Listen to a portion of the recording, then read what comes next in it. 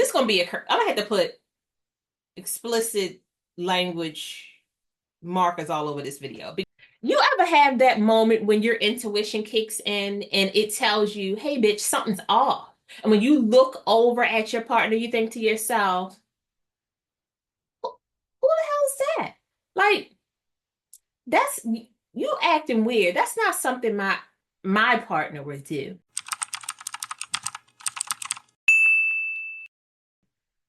It's not. But like directly after that, your little heart kicked in and was like, my partner would never do that. Don't you even think like that? Cognitive dissonance. All right. We're talking about that with regards to rebuilding self trust and peace after betrayal. Why is cognitive dissonance so important when we're talking about rebuilding trust for ourselves, right? Because you have to realize that cognitive dissonance is when you have two conflicting thoughts or emotions that cause you stress or turmoil because you really believe one to be true, but in fact, in reality, something else is happening, right? And I remember There's a Stranger in My House by Tamia, that song.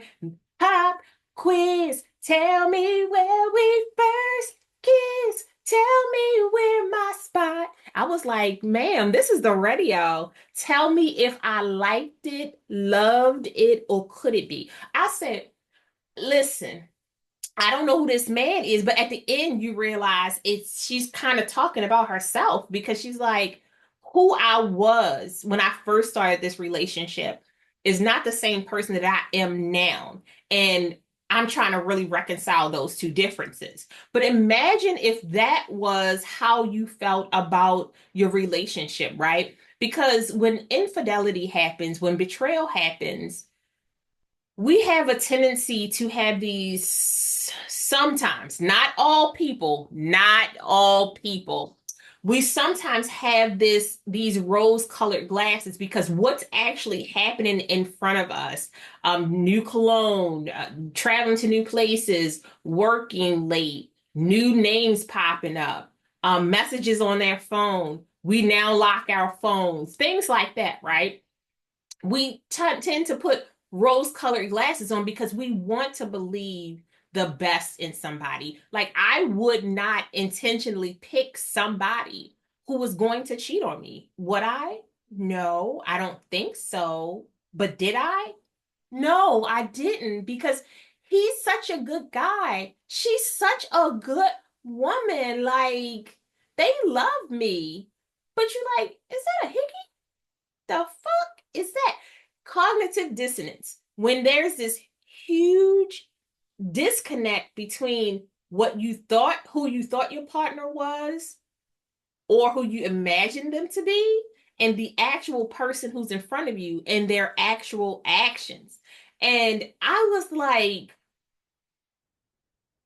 I try to use I statements a lot. I try to use I statements a lot because I'm one of those people who try to be realistic all the time. Like I'm probably not in the clouds most of the times. I'm probably not. I'm probably the person that's like, get in the house.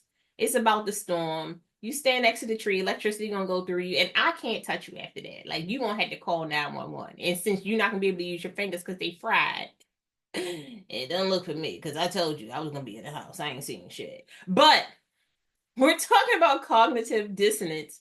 I want us to really be honest with ourselves because I've had conversations with quite a bit of ladies who have gone through infidelity, and we always get stuck at this question like, you saw some things happen and you kind of ignored it. Like you kind of had a feeling, but you just didn't want to believe it. Like what was in front of you was the actual act, but what you kept creating in your head, the play that we had in our head, was not matching the real life reality show that was happening in front of us. And we did that because the amount of betrayal and the amount of emotional stress, the amount of turmoil that your heart starts to go through when it's has that kind of intense conflict will make you think to yourself, I must be making stuff up. I must be making stuff up. And then it makes it easier for the person who's committing the betrayal to trick you into believing that somehow you're wrong. You are the cause of it. You're jealous. You're making this up. You're seeing more into it than you are. And then you start to think to yourself, yeah, well, I mean, did I really see it? But was it really me? And when you have to second guess yourself, when you have such strong emotions like that, your intuition gets pissed off at you and it'd be like, I'm gonna let you find out by yourself. So intuition steps out and karma steps back in. And I promise you that when karma steps back in and she reintroduces you to what you ignored, Mike Tyson ain't got nothing on karma, is all I'm telling you. Okay. So today we're going to really talk about how cognitive dissonance in infidelity really causes you to have self-doubt. It causes you to lose trust in your own judgment, and it causes such deep wounds, deep emotional conflict wounds that a lot of us have such a hard time really coming out of that, because when you have a disconnect between reality present and the made up relationships, the made up partners that we have in our head, or even the people who showed up at our door for the first date, and then the person that they've turned into slowly, you now are trying to figure out what reality are you following. Like, are you making things up? Are you seeing things? Are you causing issues? Or flip side to that, I see the shit that's happening and I just cannot even believe that this shit right here is happening. Like, this shit right here is really happening in my house. And how do you deal with that? Because I got caught in a moment because I was like, I remember. Do you remember? Yes, I do.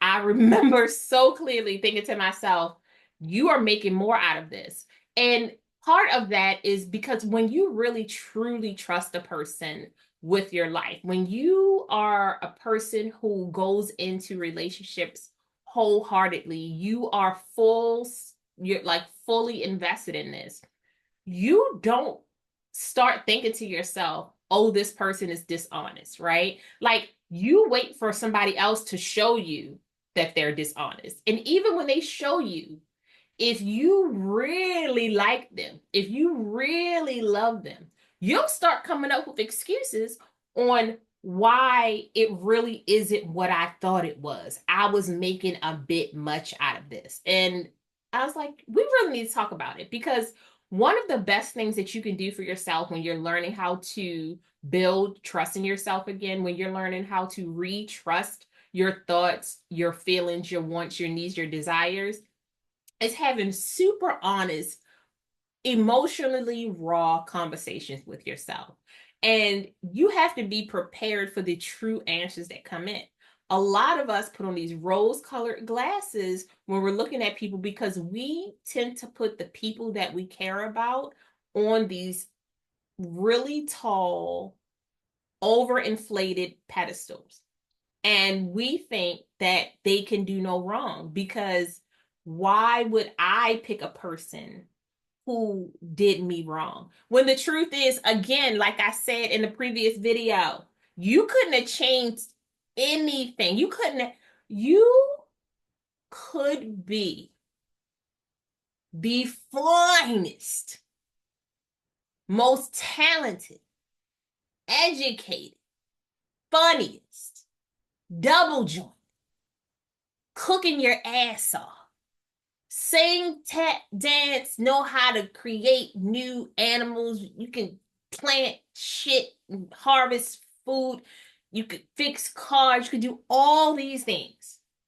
And at the end of the day, you still sitting here watching my video thinking to yourself, that motherfucker,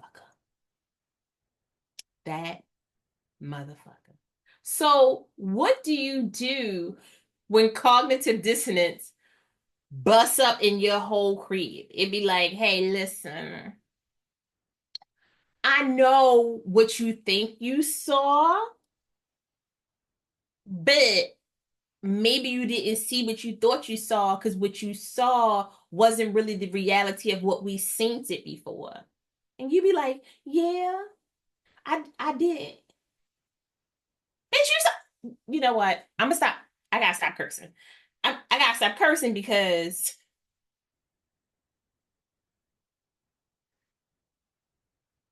you saint it. You you have sainted. You sainted. And because you refuse to believe that you could pick out somebody like that, you refuse to believe that somebody who would do that to me. I am me, bitch. I am me. This is gonna be I'm gonna have to put explicit language markers all over this video because this particular subject is so important when we're talking about infidelity, right? Because you have multiple facets to this conversation. You have who you who you are, who they believe you to be, who they are, who they believe themselves to be. Then flip to that, who you well, like what you think this relationship is, what they think the relationship is, your requirements for the relationship, their requirements for the relationship, and how do you put those things together? And a lot of the times, our ideals, we think, oh, because we love children and we both love oak trees and we both love lattes and we both love comedy movies and we're sexually compatible and you know and we're working on healing ourselves and we love incense that somehow you guys are going to be in this perfect relationship, right? Because we're going to overcome all of our trauma, we're going to overcome all of our emotional triggers, we're going to overcome all of our childhood experiences. We're going to overcome all of the heartbreak that we've gone through already. We're going to overcome abuse. We're going to overcome addiction. We're going to overcome all of these things because we really love Kevin Hart together. We're just, whenever we go out, it's amazing. We just talk about surface level things all the time. We're here. We've never dug deep. We've never asked real questions. Like, so what do you consider infidelity in a relationship? I'm listening. 1 second. Let me pull out my phone. I want to take notes. Yeah. Because a lot of people have this idea that like, oh, if I just spoke to him, if I just spoke to her, that's not infidelity, right? But what you consider infidelity and what the person that you're going to date considers infidelity, two different things. And we have to learn how to really be present and see what's in front of us and learn how to handle and be grown enough, mature enough to address what's in front of us. Because I can promise you, I had on some blue blockers. And every time somebody asks me a question, I look to the side. I don't even know. I don't see nothing. I don't hear nothing. I ain't got time for this shit. I got kids to raise. I got a life. I got things to do. I gotta go out of work. I ain't got time. And I had to look back at myself as I was healing and say, you didn't have time to save you. You didn't have time to repair you. You didn't have time to ask and answer questions for yourself. I'm judging you. I really am. But again, let's be very honest. A lot of us would wind up in jail. And that's why we didn't ask the questions. Because jail is a bad place to go if you want to raise your children. Yeah. Yeah, it is. So, cognitive dissonance, when we are trying to figure out when we're trying to figure out how to really embrace the person who's in front of us, the beliefs that are in front of us, the context that's in front of us, and not what we have in our heads. But but also realize that, are we making things up for real, for real? Like, are we letting our past traumas create new issues in a relationship when nothing's wrong? That's only a question that you can answer, darling, because I really was out here like my husband gonna be the only man, the only man, the only man that only ever had a man that was only a man that was only ever a man. He was like, I don't know how to I don't know how to do that because I ain't have a daddy either. So you asking me for a lot, you know. I'm saying, I don't know. So what are examples of cognitive dissonance with regards to relationships, right? Like a phrase like, I thought my partner loved me, but their actions are showing different. It's showing otherwise. You say you love me, but you don't come home. You say you love me, but you hit me. You say you love me, but other women are calling my phone. You say you love me, but other men are calling the phone, right? Okay. So it's like, okay. Another one. I trusted my instinct, but now I'm questioning everything, right? Because you thought, and this is a trauma instinct, and I'm gonna try to stay on topic, on task, but let's have like a small little detour, right? So your intuition, your purest intuition, will tell you things to keep you alive and to help you thrive. Those are what your intuition, right? But you can have thoughts that you think are intuition that are really just emotional triggers that jump in at any time. And that's why it's so important to really learn as much as you can about how you respond to trauma, what your emotional triggers are, what your communication style is, what your boundaries are, if this is really reality or are you making up something in your head. Not what other people told you. This is all about you, right? So when you say, I trust my intuition or I trust my instinct, but your instinct or your intuition was to say, oh, that's not happening. I don't believe that. When it was right in front of you, when you start to question things, that's where the trust part really kicks in because you saw what was happening and you said, I'm going to lie to myself. We don't like to talk about it. We don't like to say that we lied to ourselves, right? We like to say that we were busy. We had other things to do. We didn't have time to deal with that. I didn't notice anything different. Nothing looked different. And for some of us, that's very true. I'm not saying, again, not all people, some of us. I'm going to put me in the some of us. Seen some shit and was like, I gotta go make them pork chops and that spaghetti because I ain't got time for that. Oh, that's what you was doing? Okay. Well, I'm a head to work and I had to deal with this later. I don't have the emotional capacity to deal with this. But now you sitting in your car for the next 32 minutes. You got questions. A lot of them questions like, how you just gonna let that happen? What you gonna do? The internal turmoil that you be going through, right? You be stressing yourself the fuck out. You like, this shit can't really be happening to me. This shit can't be really happening to me. Like, I know not one motherfucker would even, not two motherfuckers, not three motherfuckers.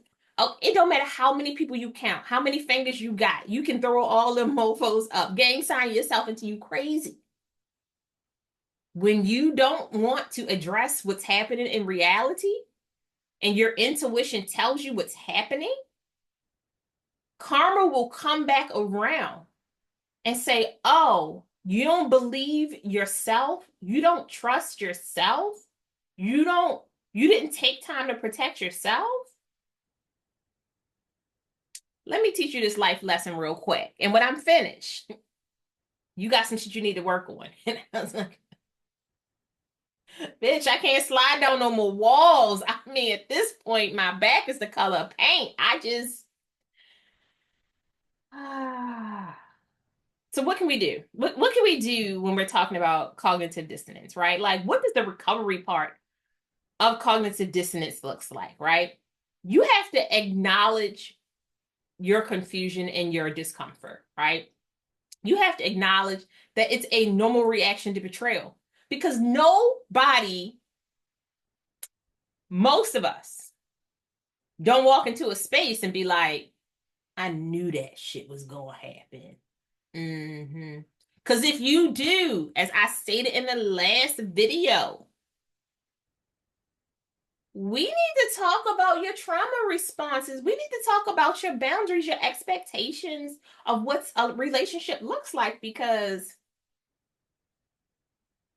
Peppa Pig, why you out here? You were sassy, and now you're letting people just make you think distant. You like difference, and I don't. When you expect bad to happen, you need to go back to the drawing board because this is all about you. You got to work on your internal, right? Because who you are innately, your spirit, your soul, you are always looking to protect yourself, right? But you are looking to make sure that you thrive. You aren't just surviving.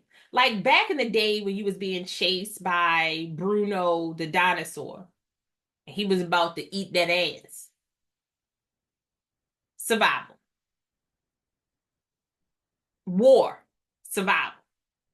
Relationships. You're supposed to thrive, right? Because technically, when you got into a relationship, you look at nature, right? In nature, the man performs. Look at this. I can do all of these things raw and be like, pick me. And then the woman goes, I don't know. I don't know. You don't seem like you're strong enough. And he go back out, lift some more weights, build a bigger, I don't know, pad or something and be like, hey, look what I did. I improved on what you said you liked. And I feel like I'm a fit for you. And then she comes back in and be like, I don't know how I'm going to thrive here. Like, I'm really, really used to pine cones and what you gave me right now with those little sticky things, and it's gonna stick to my fur, and I don't like that. And then he goes back out and he changes the padding and he fixes it up and gets all the pine cones, and he'd be like, look, ta-da! And I even brought water. And she's like, oh, okay, I like that. And then she picks him, right? Because that's the way it works. Because she's looking to thrive. How can me and my children thrive with this man? Right. And so in in our lives, when we get into relationships, we are looking to thrive. We're looking to level up. We're looking to be better, to see better, to have a partner who's going to help us build this like immaculate place. But sometimes what happens is that you'll get into a relationship with somebody and you be like, I must have only walked into the dining room because the dining room was super clean, but the rest of this shit looked crazy. Like, was your wall always that color? Because when you are falling in love, falling in like, and falling in lust, you have different glasses on. And you don't always see the truth because you don't want to see it. Cognitive dissonance. You want to be like, listen, babes, you you make the best eggs ever. When your ass allergic to eggs, like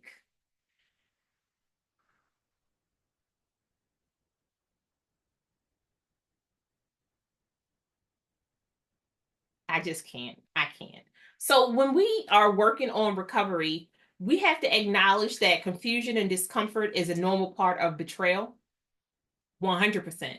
And we have to understand that cognitive dissonance is a natural response to help us figure out how to approach it from a self-compassionate standpoint versus a frustration standpoint. Because we're self-soothing. I couldn't pick a person like this. Like I'm protecting me. I'm here to protect me where the trust kicks in versus like what the fuck is happening here? I cannot even believe this shit is happening.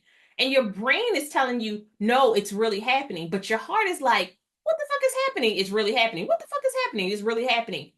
You see that confusion? There's something, it's a cutoff. You're and out your mouth, you can't even say anything because you know that whatever's happening in here is flipping tables and setting things on fire. What's happening in here is drinking its tears and flipping tables.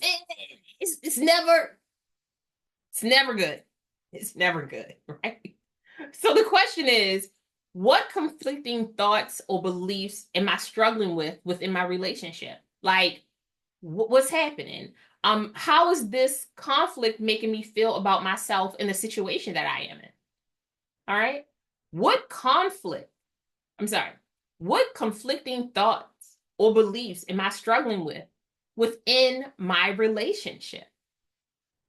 How is this conflict making me feel about myself in the situation? How is it making me feel about myself? Right? Do I feel like Boo Boo the Fool? Do I have a donkey on the top of my head? I just that's that's those are your two questions, right? Those are the two things we're going to ask ourselves. Reflection question. What conflict, thoughts, or beliefs am I struggling with within my relationship? How is these or this conflict making me feel about myself in my situation that I'm in? Okay, so step two, separating your identity from the betrayal. Listen,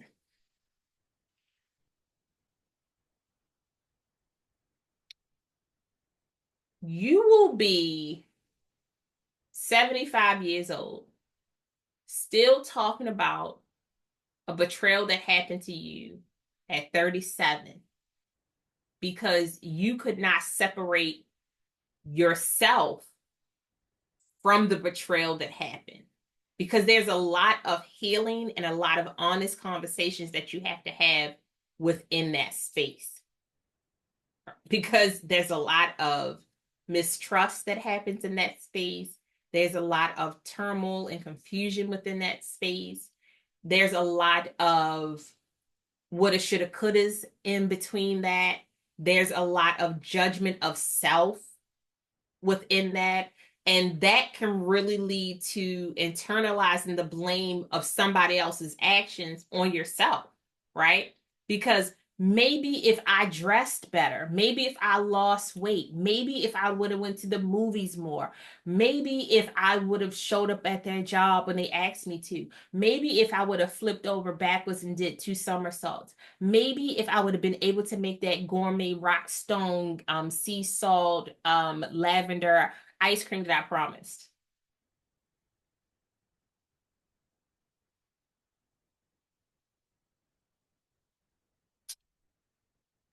I should have seen the signs. I should have seen it. I mean, I should have seen it. Did you see the signs and you ignored it? Did you see the yield sign, but you just blew back through that? You saw that stop sign and it says stop if you want to. Did you is that what we gotta be honest with ourselves, right? Um, if I had just been different, maybe this wouldn't have happened.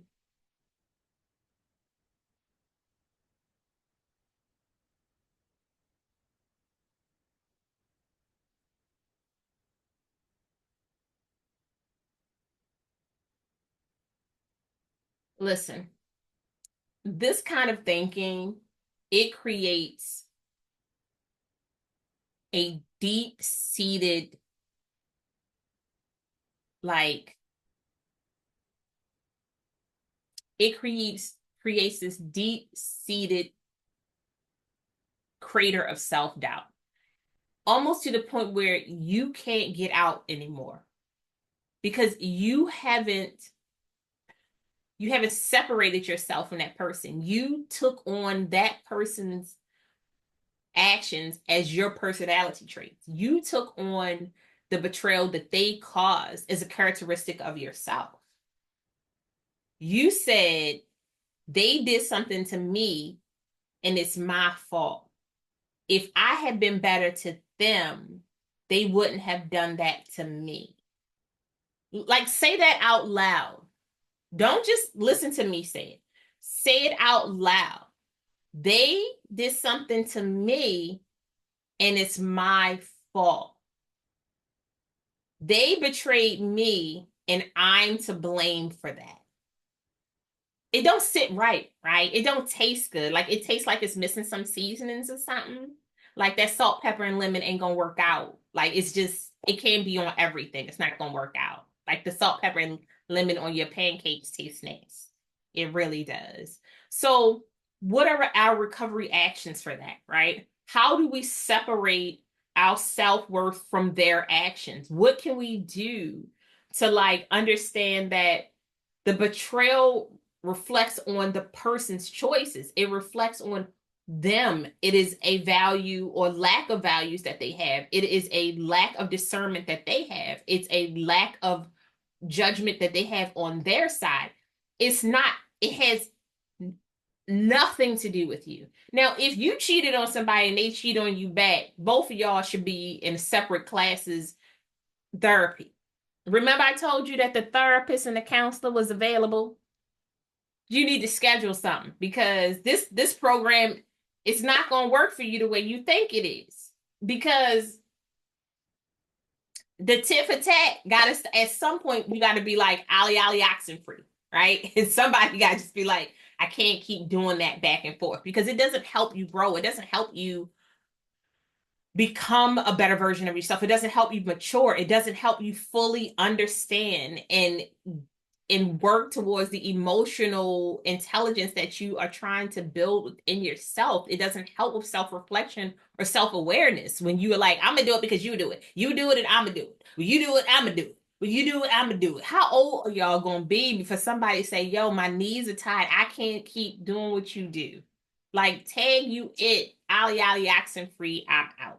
Anyway, so you have to practice. I was going to say something, but I'm like, no, you have to learn before you can practice. You have to learn something, right? Like, so you have to like accept the lesson that you have to learn, and then you practice that lesson, right? And that comes with learning how to affirm your inherent self-worth. You don't deserve to be cheated on. You don't deserve to be abused. You don't deserve to have a narcissistic person talk to you. You don't deserve to have somebody treat you like shit. You don't deserve to have somebody walk all over your emotions. You don't deserve to have somebody devalue who you are. You don't deserve to have somebody make you feel like you are the reason why they cheated. I cheated on you because your body changed. You really think you look that good? I know that's how fights start. But listen, hear me out. Hear me out. The vice president said she got a Glock. I'm just saying, I'm not saying that we need to. I'm gonna get myself together. I'm gonna work on myself. But honestly, we want to learn how to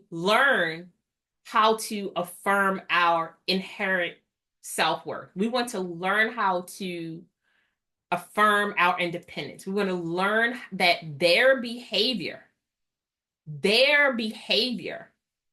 is a reflection of them. It's not a reflection of you.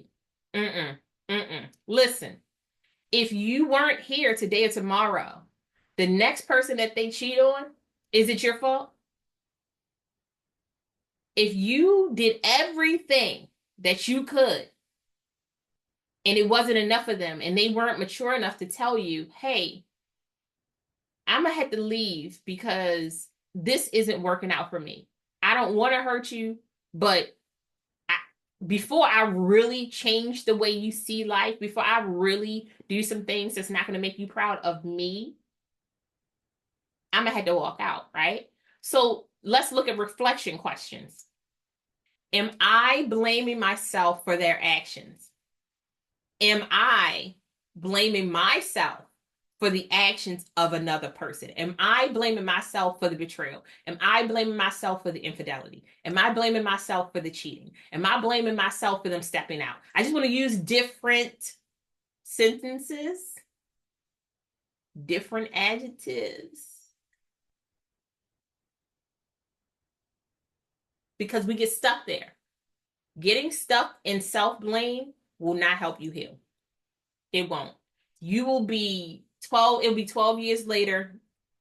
You still trying to figure out what did I do wrong? Maybe if I would have did such and such, our relationship would still be working. Maybe if they weren't out fingering people, it might have worked. I'm talking about texting. Get yourself out the gutter. How can you shift the narrative? Learn how to structure your sentences. When I talk about articulation, it's not about grammar. It's learning how to really say what you mean and then learn how to read what you say, learn how to comprehend what you're saying, right? So if they went out and cheated on you, that is the sentence. You cheated on me. I could have done everything you asked for, and this may have still happened because this is who you are. You've shown your character. Now, I'm not even, none of these conversations have to do with, oh, well, you could have loved me more. You could have hugged me more. You could have cooked more. Why weren't you kinder to me? Look, all of us have words. We've learned how to use them. We know how to use our middle fingers to tell people to back off. We know how to give people sign language fingers, curse, or we learn how to curse in other languages. If you can comprehend all of that, you can say, I'm not happy here. And I don't think that this relationship is going to work out. You can say, hey, I love you, but I don't think we work out together. You can come up with all kinds of sentences and structures of sentences and paragraphs. You can do a dissertation if you want to on how to get out of a relationship. Hell, ask ChatGPT. I'm sure it's a prompt to teach you what you need to do in order to get out of the relationship right now. But before you change the way a person sees themselves, heartbreak is going to change the way they see themselves already. But infidelity, that is a different kind of monster that people don't deserve to have. Man, woman, cat, dog, llama, whatever happens. And another question you can ask yourself, what positive qualities about myself remain true despite the betrayal, despite the infidelity, despite the cheating, despite the stepping out, despite the texting, despite the phone calls, despite the lunch, despite the petting, despite the sex, right? All of these things, because you got to start really you got to put all of these words down on paper. You got to really think about it. What positive qualities about me still remain true through all of the bullshit, right?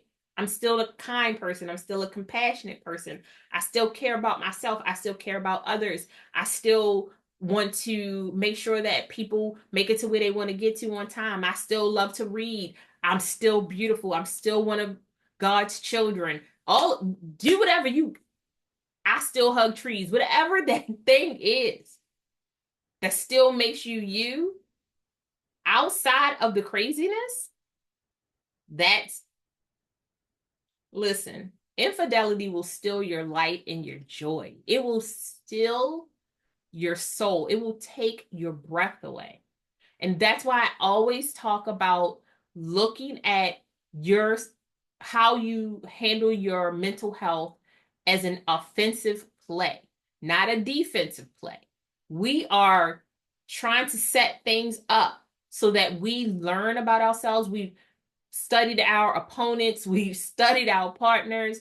We tell them what we do and don't like. We position things so that we can figure out how to have these healthy conversations, how we can have healthy boundaries, how we can have a healthy mental health environment, safe spaces for ourselves where we can be as honest as we know how to be. Because I do understand that we change, we mature as we get older, we learn more about ourselves. When we are younger, we still have all of these things that we need to go through. And even when you're younger, some people have gone through so much in their lives that the maturity level doesn't match the age at all. And then you have some people who are so damn old and you still want to know why they can't tie their shoes. Look, listen, rebuilding self-trust.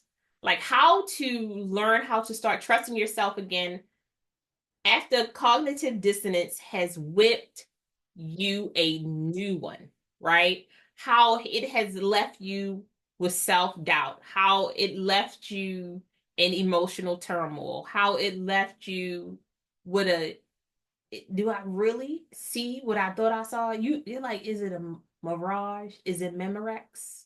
I'm just trying to figure out if what I think I saw is what I really saw, or if what I saw was in my mind and I created it. But can I create it if I can feel it? Like, I'm gonna need you to go meditate, babes. I'm gonna need you to go meditate. What you saw is what you saw. It's what you saw. Now, what you choose to believe, two different things. We just seen that real life. Mm.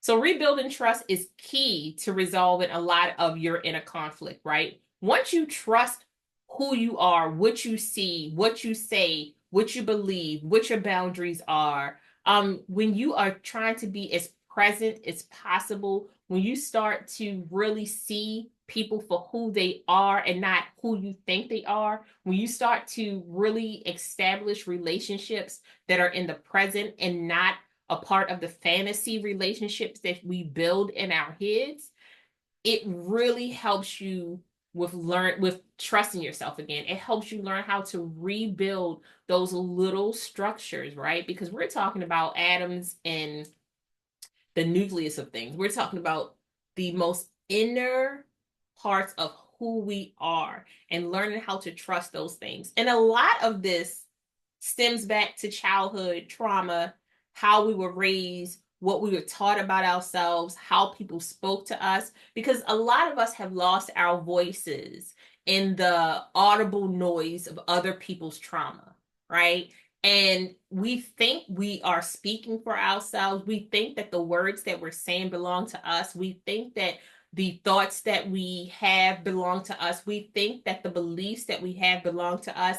And when you really sit down and start thinking to yourself, did I really want to be married, or did somebody tell me that I needed to be married? Did I really want children? Did somebody tell me I needed to have children? Did I want a boyfriend, or did somebody tell me I needed to have a boyfriend? Did I want a girlfriend, or did somebody tell me I needed to have a girlfriend? Did I really want to be a doctor, or did somebody tell me I wanted to be a doctor? Am I really fat, or somebody really told me that I was fat? Did they tell me I was fat so much that I just manifested this body because I needed to fit into the stereotype of what they said so that I could make sure that they saw me and accepted me, because I'd rather have disrespectful, inconsiderate, inconsistent kind of love than true love? Like, I'm back. I'm sorry. Okay. Recovery actions. Woo! I jumped off. I'm gonna have to figure out what button did I push. I know what button I pushed though, y'all. I know what button I pushed because I 100% want. I am all about finding your voice. I am all about finding your voice. And the deconstruction that we have to do to make sure that who we are and what we're saying and what we believe, what we see, what we understand, you have to fight yourself. Like, it's some weird horror movie shit, fighting the demons within to figure out who you're really, like, where your thoughts really come from. So, recovery reaction. Small decisions, starting small, little moves every day, right? Because you want to learn how to trust yourself and acknowledge that you're trusting yourself, right? You want to do things, move in a way that aligns with your values, that are instinctive to you. And that can be very difficult after infidelity happens, because you'll keep questioning, you'll keep with the why. The why will become a whine, that whine will become a whistle, and then there'll be a deafening sound. And when you start celebrating the little decision making, the little decisions that you make every day, when you realize that you are learning how to set small boundaries for yourself, when you start setting aside time to take care of yourself and to care about yourself and to have self-care moments, where you really sit down and check in with yourself. How am I feeling about what's happening? How am I feeling about this conversation? How am I feeling about my emotions? How do I feel today on the inside? You know, maybe you can give yourself like a color wheel, right? And you can just decide, when I'm this color, this I'm more angry. When I'm this color, I'm more melancholy. When I'm this color, I'm more afraid. When I'm this color, I'm more this. Like, those are things that we can really just pour into ourselves. Make sure that you are asserting dominance in your life. In your life. Remember, I said in the last video that you are going to have to be aggressive with the love that you give yourself. I don't even know how to tell you how aggressive that you are going to be like, who is she? Who is he? Who is them? Who are they? Who am I? U-N-I-T-Y. U-N-I-T-Y. That's unity, baby. That's you, right? And you're going to have to unify your mental health with your spiritual health and your physical health, with your intellectual health and your financial health and your emotional health. You're going to pull all those things together and then assert dominance in your own life.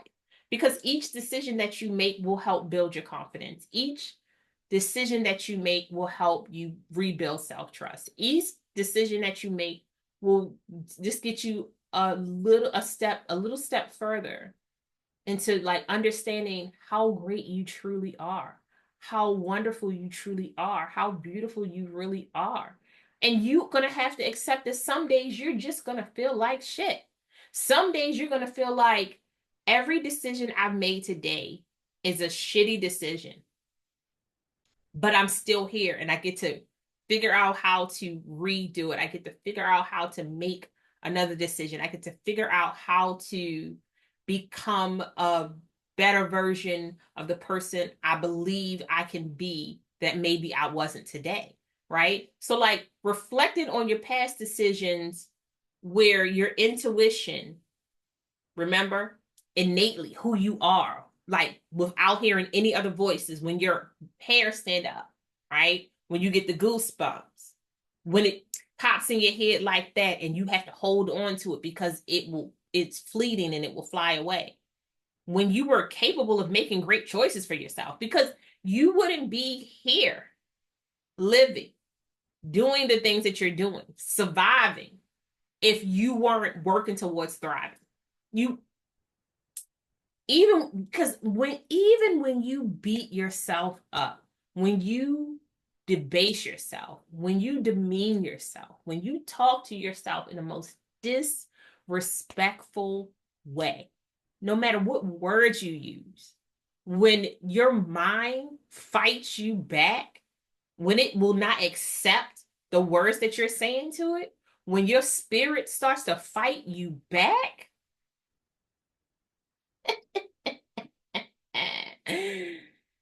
you will never win, because you want to thrive. You want to survive. Else you wouldn't be asking yourself, how can I be better? What can I do to make me better? What can I do to help me thrive? What can I do to help me trust myself? What can I do to make better decisions for myself? What can I do to show myself self-care? What can I do to erase this doubt? You wouldn't be asking yourself that, because when we start asking ourselves that, it means that everything that you have fed yourself has been overwritten by your intuition. It's like, I'm gonna have to kick in it. I gotta take care of this shit, because the fuck we doing here? Like, anyway. So some reflection question. In what areas of my life do I already trust myself? How can I build on that? In what areas of my life do I already trust myself? You got some answers. You probably don't want to answer it because somebody told you to be humble. Somebody told you that it seems like you're bragging. Somebody told you that nobody cares, right? But let me tell you something. I care. Else I wouldn't be asking you the question. All right. So, in what areas of your life do you already trust yourself? When betrayal happens, when infidelity happens, when cheating happens, when stepping out happens, we lose trust in ourselves. But in what area in your life right now do you trust yourself the most? And how can you learn how to build more trust on those things? And the next thing you want to ask yourself is, what steps can I take to rebuild self trust, even if they're small, right? Learning how to like balance your budget. Maybe it's getting up and feeding yourself every day, no matter how small the meal is.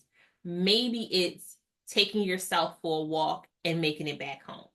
Maybe it's going to sit at the park and feeding the birds. And every time you feed a bird, you tell them a little bit about what broke your heart, right? Because if you sit in silence, if you let that betrayal and infidelity, you let that hurt sit inside of you and you never use the fire that is your voice to burn those thoughts, to burn that distrust, to burn those hateful words that you're saying to yourself,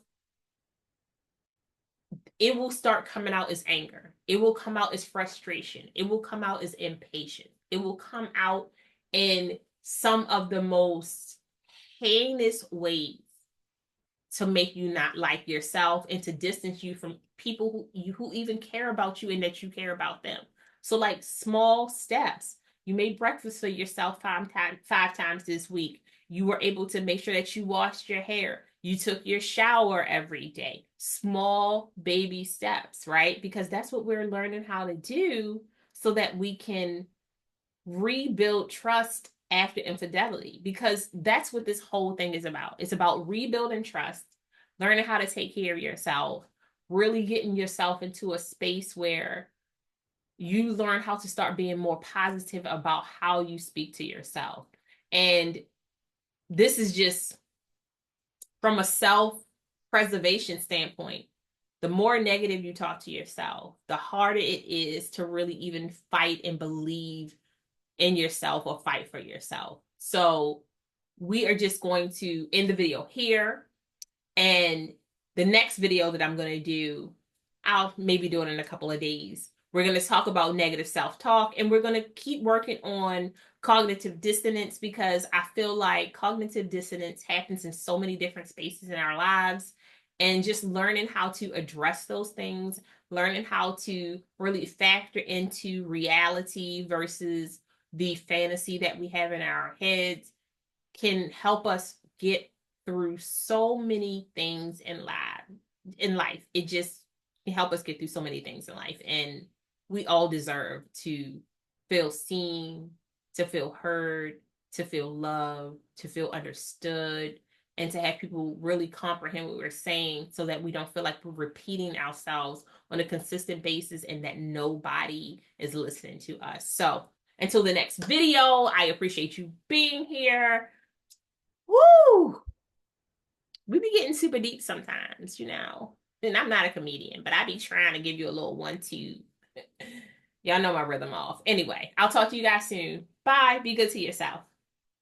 Thank you so much for joining us. We hope you found some healing, connection, and joy. Until next time, bye, loves.